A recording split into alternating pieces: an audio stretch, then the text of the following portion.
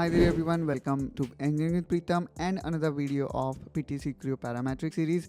In this video, we're going to talk about swept blend, specifically utilizing embedded sections or sketches.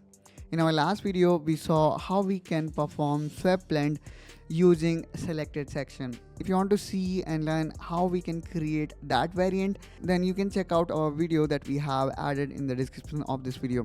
Now let's get back to our topic, which is swept blend, and this time we're going to use embedded section. Now first of all, let's create a trajectory here. For that, I am just using sketch tool and then my favorite spline, as spline is, I would say, pinnacle of complex trajectory. As in case of spline, the trajectory is continuous curvature because the value of radius is changing continuously. Now let's click here on swept blend. We do not need to create any additional sketches here. Let's select the trajectory, and now let's click on section, and then here we have got this sketch section. Now let's click on sketch, and now here we go. Here we can see the first sketch here we can create at this point. So basically this is, I would say, a virtual plane that is normal to this trajectory and pass through this endpoint. So let's click a rectangle here. Now let's click on insert, and now we need to specify the second point. So it could be endpoint or it could be point at certain distance, but here we can only see the option of end. Let's click on sketch, and let's also see how we can add more number of points here. Now here we go. Here we can see it is pretty straightforward kind of swept blend, because we only had option to add 2 cross section or 2 geometry, and then based on our need we can rotate this. So in this way, guys, we can do sketch section type of swept blend. Now let me actually undo this, and this time what I'm gonna do is I'm gonna create few point here, and we will see if we could create swept blend using multiple cross sections.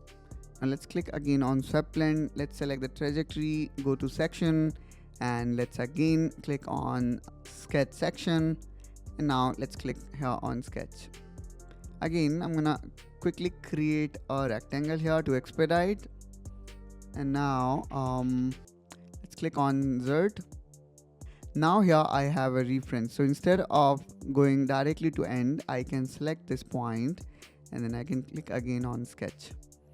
Now again, let me place another rectangle here, and now again let's click on another sketch. Now let's again click on insert. Now we have got this last sketch. So in this way, guys, we can utilize sketch section type of swept blend. And obviously here we can see this vertex is not meeting this one, instead this one is meeting this one. So what we can do here in this case is we can use this rotational feature or option. Let's make it 90, and seems like we need to do it opposite direction, so I'm gonna write -90. And there we go, guys. Now we can see this vertex is now meeting this one. So in this way, guys, based on our need, we can readjust it.